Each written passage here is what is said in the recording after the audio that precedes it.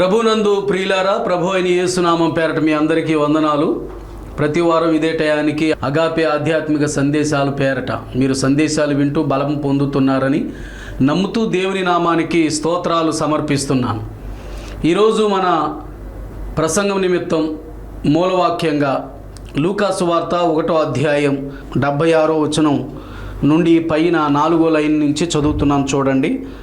మనము శత్రువుల చేతి నుండి విడిపింపబడి మన జీవిత కాలమంతయు నిర్భయులమై ఆయన సన్నిధిని పరిశుద్ధముగాను నీతిగాను ఆయనను సేవింపను అనుగ్రహించుటకును ఈ రక్షణ కలుగజేసెను.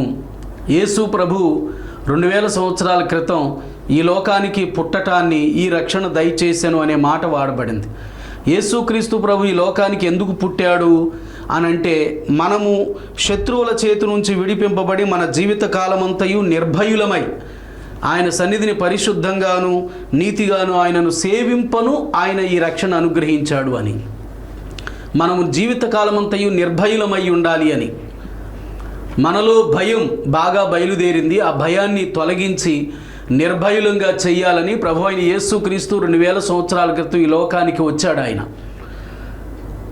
అందుకే మనం గమనిస్తే హెబ్రీ పత్రిక 2వ అధ్యాయం 14వ వచనం చదివితే, కాబట్టి ఆ పిల్లలు రక్తమాంసములు గలవారైనందున ఆ ప్రకారమే మరణము యొక్క బలము గలవానిని, అనగా అపవాదిని మరణము ద్వారా నశింపజేయుటకును జీవితకాలమంతయు మరణ భయము చేత దాస్యమునకు లోబడిన వారిని విడిపించుటకును ఆయన కూడా రక్తమాంసములలో పాలివాడాయను.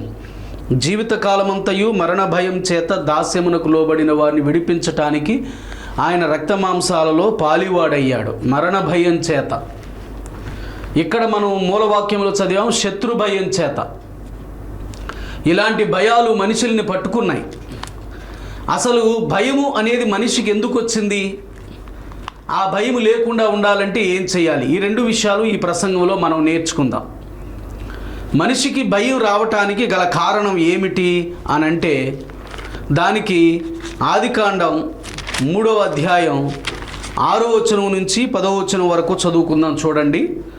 స్త్రీ ఆ వృక్షమునకు ఆహారమునకు మంచిదియు కనులకు అందమైనదియు వివేకమిచ్చు రమ్యమైనదినయుండుట చూచినప్పుడు ఆమె దాని ఫలములలో కొన్ని తీసుకుని తిని తనతో పాటు తన భర్తకును ఇచ్చెను. అతడు కూడా తినెను. అప్పుడు వారిద్దరు కన్నులు తెరవబడెను. వారు తాము దిగంబరులమని తెలుసుకుని అంజూరపు ఆకులు కుట్టి తమ కచ్చడములను చేసుకునిరి. చల్లపూటను ఆదామును అతని భార్యయు తోటలో సంచరించుచున్న దేవుడైన యెహోవా స్వరమును విని దేవుడైన యెహోవా ఎదుటికి రాకుండా తోట చెట్ల మధ్యను దాగుకొనగా దేవుడైన యెహోవా ఆదామును పిలిచి, నువ్వెక్కడ ఉన్నావనెను. అందుకతడు, నేను తోటలో నీ స్వరము వినినప్పుడు దిగంబరునిగా ఉంటిని గనుక భయపడి దాగుకొంటినెను. ఇది ఆదిమ తోటలో ఏదేనులో ఆదామవ్వలను దేవుడు చేసి వారితో రోజు చల్లపూటను ముచ్చటించడానికి, మాట్లాడడానికి, వారితో సహవాసం చేయటానికి వచ్చేవాడు. ఆయన ఆదామును చేసినప్పుడు అవ్వని ఇంకా చేయలేదు. ఆదామును చేసినప్పుడు ఇది మనం ఆదికాండం 2వ అధ్యాయం 17వ వచనంలో చదువుతాం. అయితే మంచి చెడ్డల తెలివినిచ్చు వృక్ష ఫలములను తినకూడదు, నువ్వు వాటిని తినుదినమున నిశ్చయముగా చచ్చెదవని నరునికి ఆజ్ఞాపించాను. తోటలో ఉన్న చెట్లు పండ్లన్నీ నువ్వు తినొచ్చు. తోట మధ్యలో జీవ వృక్షఫలం, మంచి చెడ్డలు తెలివినిచ్చే వృక్షఫలం ఉంటాయి. ఆ జీవ వృక్షఫలాన్ని కూడా నువ్వు తినొచ్చు. అది తింటే చనిపోకుండా శాశ్వత కాలం బ్రతుకుతూ ఉంటాడు. కానీ మంచి చెడ్డలు తెలివినిచ్చే వృక్షఫలాన్ని మాత్రం తినొద్దు ఆదామా అని చెప్పాడు. ఆదాము తన భార్యకు చెప్పాడు, దేవుడు ఇలా ఆజ్ఞాపించాడమ్మా అని. వారిద్దరికీ దేవుని ఆజ్ఞ తెలుసు. కానీ ఆదికాండం 3వ అధ్యాయం 1 నుంచి దేవుడైన యెహోవా చేసిన సమస్త భూజంతువులలో సర్పం యుక్తి గలదై ఉండెను అని ఆ సర్పంలో సాతాను ప్రవేశించి సర్పాన్ని వాడుకొని ఇది నిజమా అని ప్రశ్నింపచేసి, అది స్త్రీతో మాట్లాడడానికి ఇది నిజమా అన్న క్వశ్చన్తో ఆమెకు తనను పరిచయం చేసుకుని ఆమె ఏ సమాధానం చెప్తుందో దానిని బట్టి సమాధానం చెప్పాడు. అంటే పండ్లు తినటానికి దేవుడు ఏ చెట్టు పండు తినొద్దన్నాడో ఆ చెట్టు పండును ఆమెకు చూపించి తినేలా ప్రేరేపణ కలిగించాడు. అందుకే 6వ వచనంలో, ఆ స్త్రీ ఆ వృక్షమునకు ఆహారమునకు మంచిదియు కన్నులకు అందమైనది వివేకమిచ్చు రమ్యమైనది ఎండుట చూచినప్పుడు ఆమె దాని ఫలములలో కొన్ని తీసుకుని తిని తనతో పాటు తన భర్తకును ఇచ్చెను. అతడు కూడా తినెను. దేవుడు తినవద్దన్న చెట్టు పండు ఆ పండుని ఆమె తింటూ ఆమె తన భర్తకు ఇవ్వగా తన భర్త కూడా తినేశాడు. తినగానే వాళ్ళిద్దరూ వారు దేవుని మహిమతో నింపబడ్డారు. ఆ మహిమ పోయింది. దిగంబరులు అని కళ్ళు తెరవబడ్డాయి. దిగంబరులమని వాళ్ళు భయపడి చెట్ల చాటును దాక్కున్నారు. అప్పుడు భయం అనేది వచ్చింది. మొట్టమొదటి రీజన్ మనిషికి భయం రావటానికి, మనిషి గుండెలోనికి భయం రావటానికి కారణం ఏమిటి అంటే దేవుని మాటను ధిక్కరించుట ద్వారా భయం అనేది వారి గుండెలో ప్రవేశించింది. ప్రియులారా, వారి హృదయంలో ప్రవేశించింది భయం.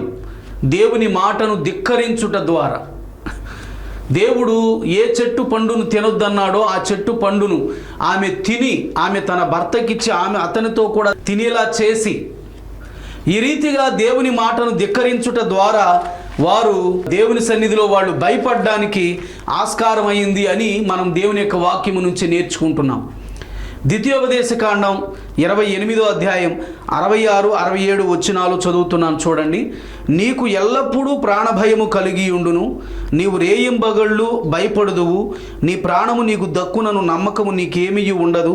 నీ హృదయంలో పుట్టు భయము చేతను, నీ కన్ను చూచు వాటి చేతను ఉదయమున అయ్యో ఎప్పుడు సాయంకాలమగునా అనియు, సాయంకాలమున అయ్యో ఎప్పుడు ఉదయమగునా అనియు అనుకొందువు. నీవు రేయింబగళ్ళు భయపడుదువు, నీ ప్రాణభయము నువ్వు కలిగి ఉంటావు అని చెప్పటానికి కారణం ఏమిటి అంటే ద్వితీయోపదేశకాండం 28వ అధ్యాయం 15వ వచనం చదువుతున్నాను. నేడు నేను నీకు ఆజ్ఞాపించు ఆయన సమస్తమైన ఆజ్ఞలను కట్టడలను నీవు అనుసరించి నడుచుకొనవలెనని నీ దేవుడైన యెహోవా సెలవిచ్చిన మాట వినని ఎడల ఈ శాపములన్నీ నీకు సంభవించును. ఈ ద్వితీయోపదేశకాండం 28వ అధ్యాయంలో 1 నుంచి 14 వచనం వరకు దేవుని మాట వినుట ద్వారా కలిగే ఆశీర్వాదాలు, దీవెనలు, ఆయన మాట వినకపోవటం వలన వచ్చే శాపాలు 15వ వచనం నుంచి చివరి దాకా ఉన్నాయి, 68వ వచనం వరకు. ఇప్పుడు మనం ఆయన మాట వినకపోవటం ద్వారా కలిగే శాపాల గురించి 66, 67 వచనాల్లో చదివాం. ఆయన మాట వినకపోవటం వలన కలిగేటటువంటి శాపం ఏమిటి అంటే నీకు ఎల్లప్పుడూ భయం కలిగి ఉంటావు, రేయింబగళ్ళు భయపడతావు, నీ ప్రాణము నీకు దక్కునను నమ్మకం నీకేమీ ఉండదు. నీ హృదయంలో పుట్టు భయం చేత, నీ కన్ను చూచు వాటి చేతను ఉదయమున అయ్యో ఎప్పుడు తెల్లవారుతుందా, ఉదయమున ఎప్పుడు సాయంకాలం మగునా అని, సాయంకాలమున అయ్యో ఎప్పుడు ఉదయం మగునా అని అనుకుంటావు అని. రేయింబగళ్ళు భయపడతావు ఎందుకని? దేవుని మాట వినకపోవుట చేత. నీ ప్రాణము నీకు దక్కునను నమ్మకం నీకు ఉండదు అని దేవుని వాక్యం సెలవిస్తుంది. ప్రాణభయం, ప్రాణం మీద తీపితో ఎంతో భయపడిపోతూ ఉంటాడు. బయటికి వెళ్ళినప్పుడు క్షేమం ఉండదు, భద్రత ఉండదు, కాపుదల ఉండదు. ఎందుకనంటే దేవుని మాట వినకపోవుట చేత వీరికి కలుగుతున్నటువంటి శాపం ఇది. ఈ శాపంగా వచ్చినదే భయం. ప్రియులారా, అదే 14వ కీర్తన 4వ చరణం చూస్తే, యెహోవాకు ప్రార్థన చేయక ఆహారము మృంగునట్లు నా ప్రజలను మృంగుచు పాపము చేయువారి అందరికీ తెలివి లేదా, పాపము చేయువారు బహుగా భయపడుదురు అని ఉంది ఇక్కడ. పాపం చేయువారు బహుగా భయపడుదురు. అదే 53వ కీర్తన 5వ చరణంలో అయితే, భయకారణము లేని చోట వారు భయక్రాంతులయ్యిరి అని. భయపడడానికి కారణం లేదు, వారు భయక్రాంతులయ్యారు. కారణం ఏంటంటే వారి పాపం. కాబట్టి జాగ్రత్తగా విందామండి. మనము నిర్భయులమై దేవుని పరిశుద్ధంగా నీతిగా సేవించడానికి 2000 సంవత్సరాల క్రితం యేసు ప్రభు ఈ లోకానికి మనిషిగా వచ్చాడు. మనము నిర్భయులమై ఉండడానికి కారణం, ఉండవలసిన అవసరం ఏమిటంటే మనం భయపడుతున్నాం. భయపడడానికి కారణం ఏమిటి అని అంటే దేవుని మాటను ధిక్కరించుట చేత ఈ మనిషి భయపడడానికి ఆస్కారం వచ్చింది. దేవుని మాటను ఏమాత్రం ఖాతరు చేయకుండా తినవద్దన్న చెట్టు పండును తిని ఆ రోజున ఆది దంపతులైనటువంటి ఆదాము అవ్వలు వారిద్దరూ భయపడి వారి గుండెలో భయాన్ని పెట్టుకుని దేవుని ఎదుటకు రాకుండా వారు దాక్కున్నారు. కాబట్టి దేవుని మాటను పాటించనంత వరకు మనకు కూడా ప్రాణభయం ఉంటుంది, రేయింబగళ్ళు భయపడాల్సి వస్తుంది. కాబట్టి జాగ్రత్తగా విందామండి. దేవుని సన్నిధిలో మనము దేవుని వాక్యానికి అవిధేయత చూపించుట చేత భయపడవలసిన కారణం వచ్చింది అని మొట్టమొదటి కారణం.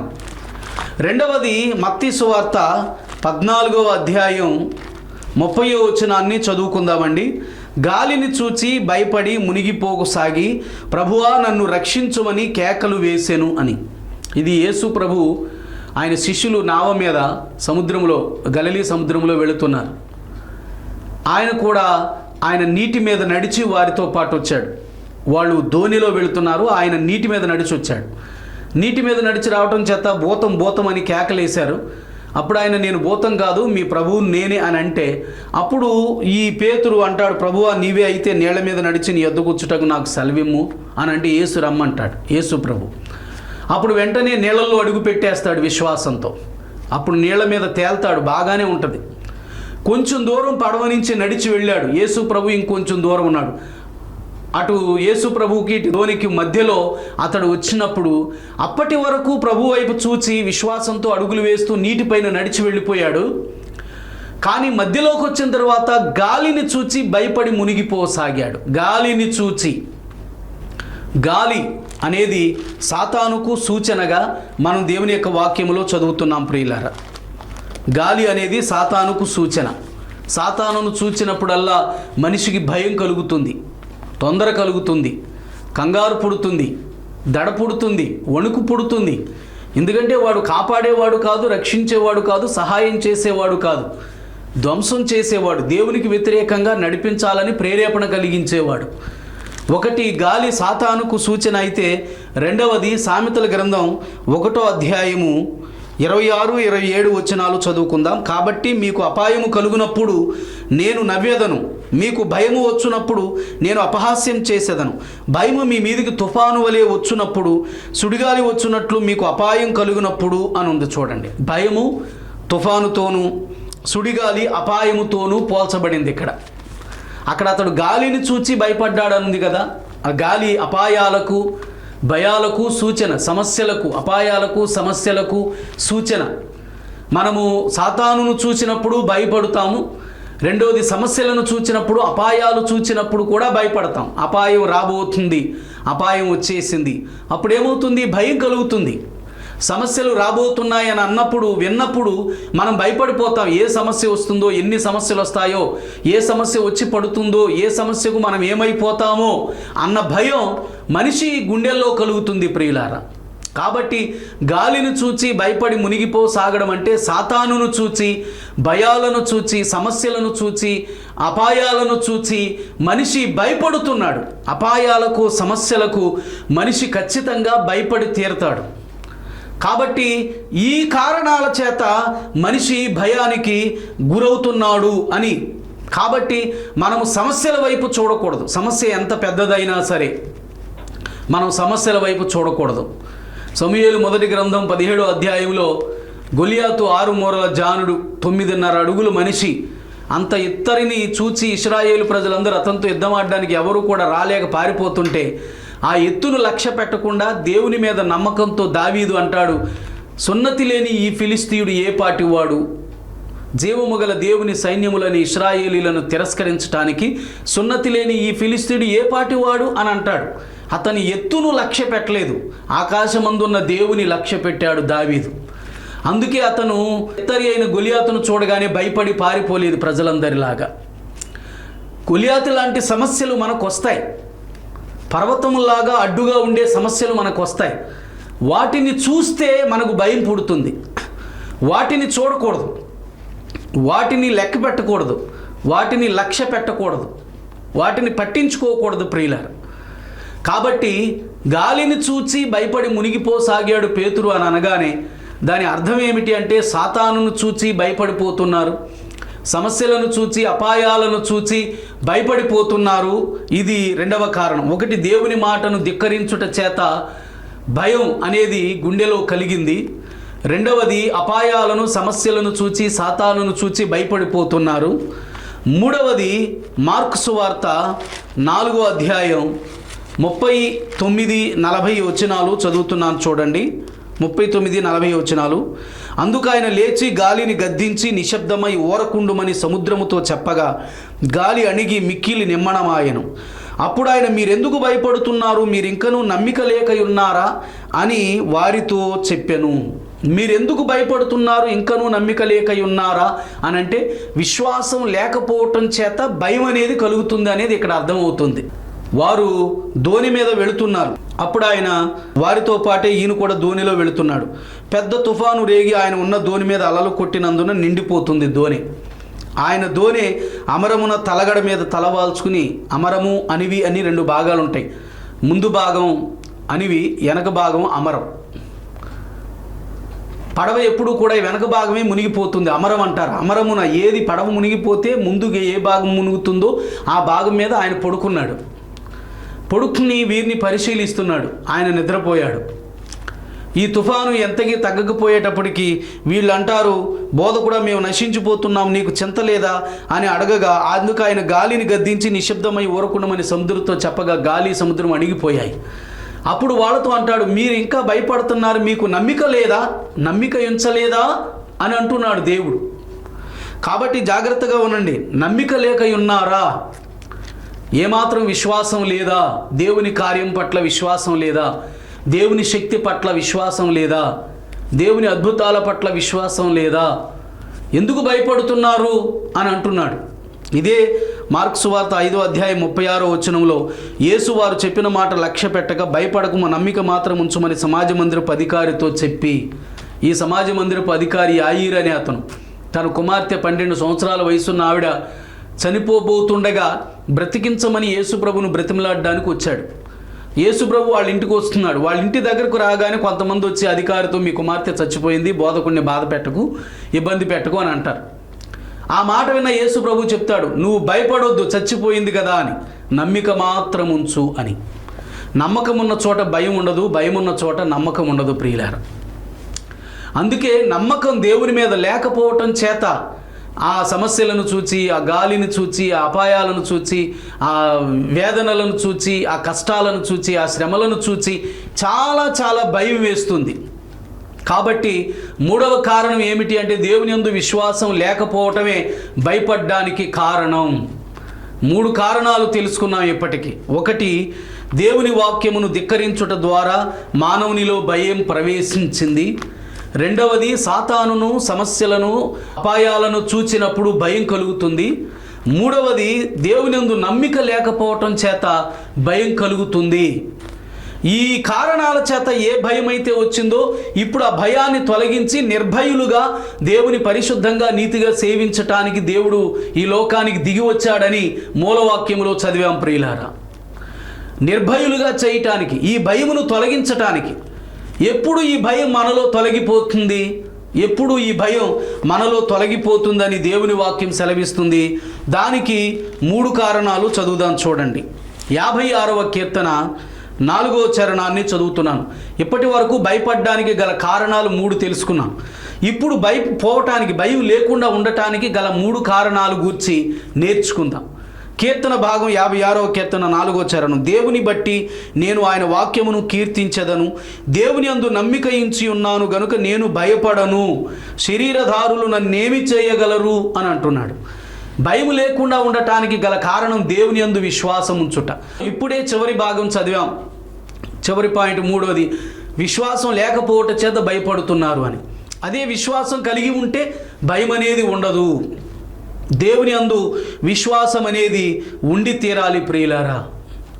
దేవుని యందు విశ్వాసం మనకు ఉంటే మనలో భయం ఉండదు. ఒక కార్యం చేయాలనుకుంటున్నాం, అది దేవుని మీద విశ్వాసం ఉంటే ఖచ్చితంగా దేవుడు ఆ కార్యానికి సహాయం చేస్తాడు. అప్పుడు భయం ఉండదు. దేవుని మీద విశ్వాసం లేకపోతే దైవ సహాయం కలగదు. అది జరుగుతుందో లేదో, అది సఫలమవుతుందో లేదో, అది నెరవేరుతుందో లేదో అన్న భయం మనలను పట్టి పీడిస్తుంది. కాబట్టి నీ కార్యాలన్నింటిలో ఏ భయం లేకుండా ధైర్యముతో నువ్వు కొనసాగాలి అంటే నీ గుండెలో, నీ హృదయంలో యేసు ప్రభునందు విశ్వాసం ఉండి తీరాలి. అప్పుడు ఖచ్చితంగా దేవుని యందు విశ్వాసము చేత భయం అనేది మనలను పట్టి పీడించదు. ఈ 56వ కీర్తన 3వ చరణంలో నాకు భయము సంభవించు దినమున నిన్ను ఆశ్రయించుచున్నాను అని అంటున్నాడు. చూడండి, దేవుని ఆశ్రయించడం అంటే దేవుని యందు నమ్మకం ఉంచడమే, విశ్వాసం ఉంచడమే. దేవుని యందు విశ్వాసం ఉంచుటయే దేవుని ఆశ్రయించుట. నాకు భయము సంభవించు దినమున నిన్ను ఆశ్రయించుచున్నాను అంటున్నాడు. ఆయనకు భయం సంభవించినప్పుడు ఆ భయం పోగొట్టుకోవటానికి దేవుని నమ్ముతున్నాడు, దేవుని ఆశ్రయిస్తున్నాడు, దేవుని మీద ఆధారపడుతున్నాడు, దేవుని మీద ఆనుకుంటున్నాడు. చూడండి, ఇది 91వ కీర్తన 9వ చరణంలో చదివితే, యెహోవా నీవే నా ఆశ్రయము అని నీవు మహోన్నతుడైన దేవుని నీకు నివాస స్థలముగా చేసుకొని ఉన్నావు. నీవే నా ఆశ్రయము అని మహోన్నతుడైన దేవుని నీకు నివాస స్థలంగా చేసుకున్నావు. కాబట్టి ఏ అపాయము నీ దగ్గరకు రాదు, ఏ తెగులు నీ గుడారమును సమీపించదు అని దేవుని వాక్యం సెలవిస్తుంది. దేవుని యందు విశ్వాసం ఉంచుట, దేవుని ఆశ్రయించుటే. దేవుని ఆశ్రయించుట అంటే దేవుని నివాస స్థలంగా చేసుకొనుట అని దేవుని యొక్క వాక్యం సెలవిస్తుంది ప్రియులారా. ఇంకొక మాట ఏమిటి అంటే 46వ కీర్తన 1-3 వచనాలు చదువుకుందాం చూడండి. దేవుడు మనకు ఆశ్రయమును దుర్గమునై ఉన్నాడు, ఆపత్కాలములో ఆయన నమ్ముకొనదగిన సహాయకుడు. కావున భూమి మార్పు నొందినను, నడి సముద్రములలో పర్వతములు మునిగినను, వాటి జలములు ఘోషించుచు నురుగు కట్టినను, ఆ పొంగునకు పర్వతములు కదిలినను మనము భయపడము. మనము భయపడవలసిన అవసరం మనకు లేదు. సముద్రాలు పొంగిన, ఘోషించి నురుగు కట్టిన, పర్వతాలు కదిలిన, భూమి మార్పు నొందిన మనము భయపడం. ఎందుకంటే దేవుడు మనకు ఆశ్రయమును దుర్గమునై ఉన్నాడు, ఆపత్కాలములో ఆయన నమ్ముకొనదగిన సహాయకుడు.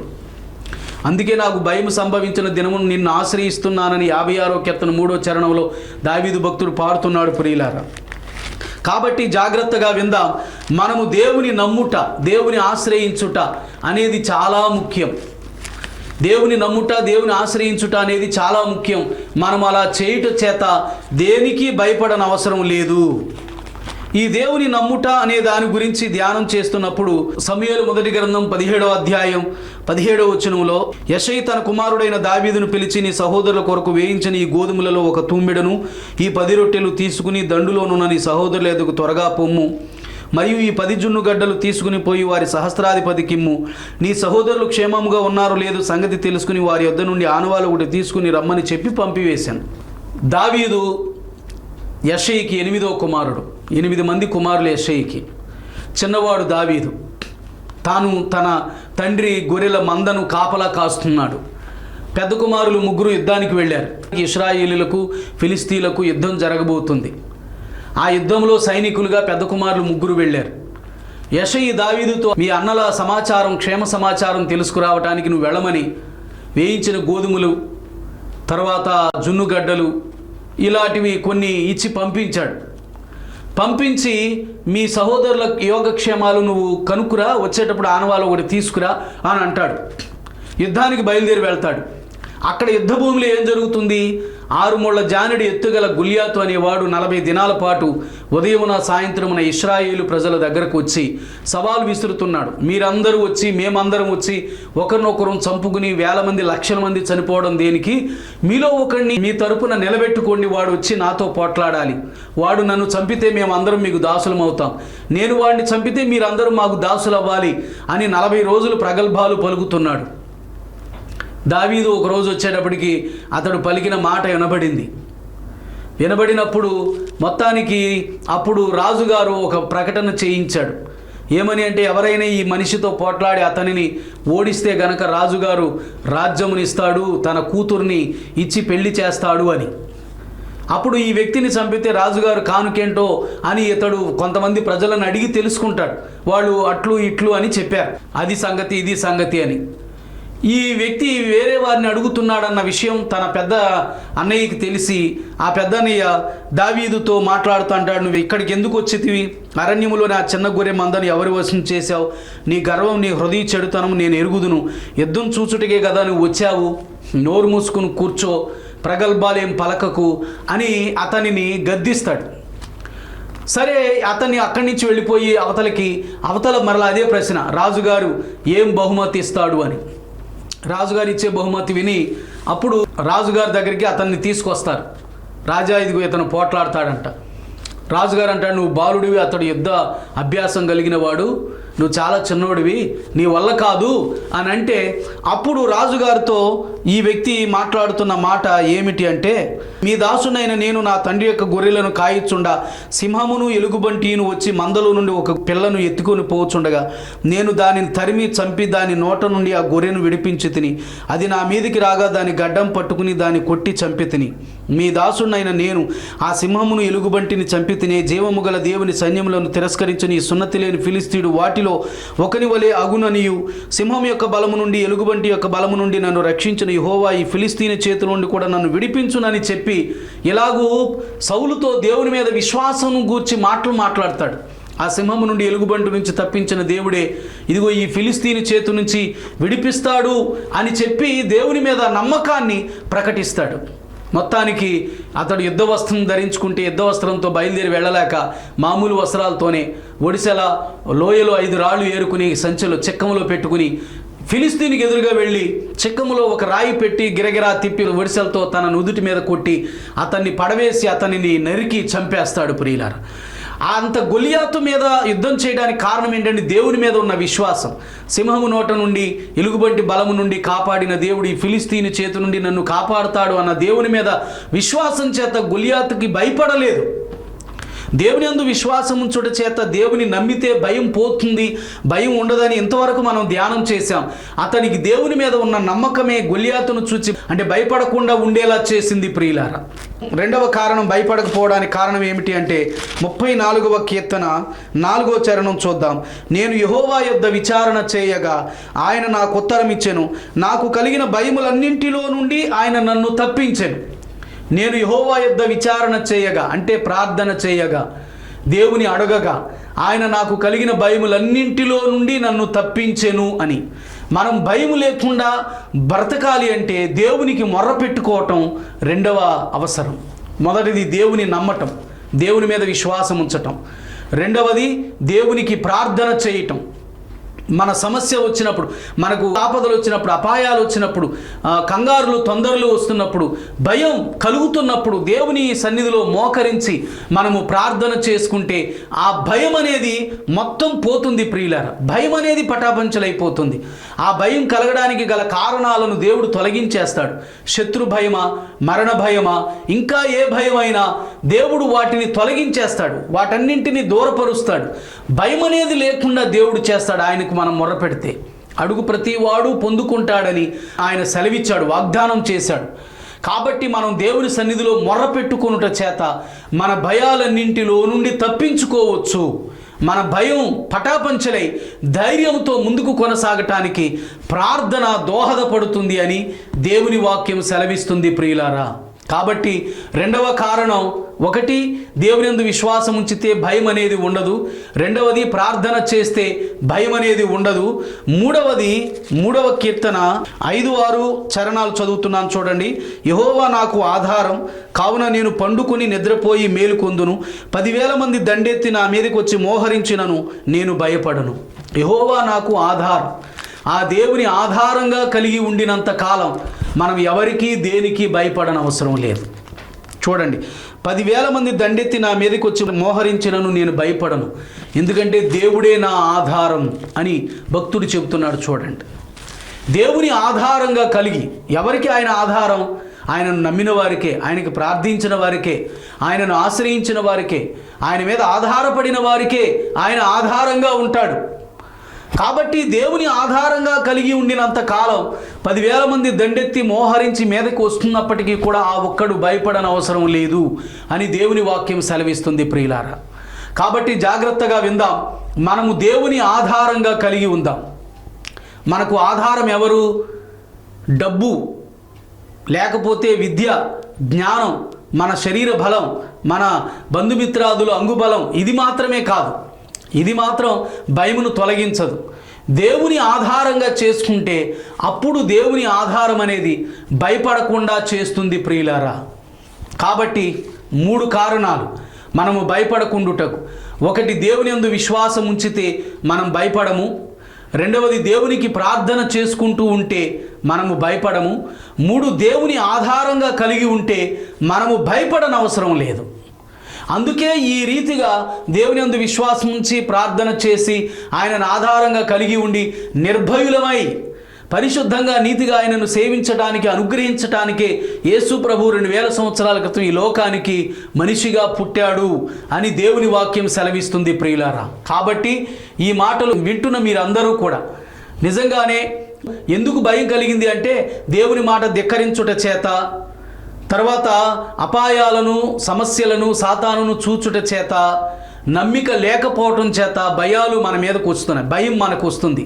ఇప్పుడు దేవుని యందు విశ్వాసం ఉంచి దేవుని ప్రార్థన చేస్తూ దేవుని ఆధారంగా కలిగి ఉంటే మనం భయం పడనక్కర్లేదు, చక్కగా ధైర్యంగా ముందుకు సాగొచ్చు. దేవాది దేవుడు ఈ మాటలు మన వినికిడిలో దీవించి ఆశీర్వదించునుగాక. ఆమేన్. ప్రార్థన చేసుకుందాం. ప్రేమగల తండ్రి, భయపడ్డ కారణాలు, భయం లేకుండా ఉండుటకు కారణాలు గురించి ధ్యానం చేశాం. నీ అందు విశ్వాసంతో ప్రార్థన చేస్తూ నీవే ఆధారంగా కలిగి భయపడకుండా ధైర్యంగా ముందుకు సాగేలా సహాయం చేయమని యేసునామం పేరట ప్రార్థించి అడిగి వేడుకుంటున్నాము మా పరమ తండ్రి. ఆమేన్.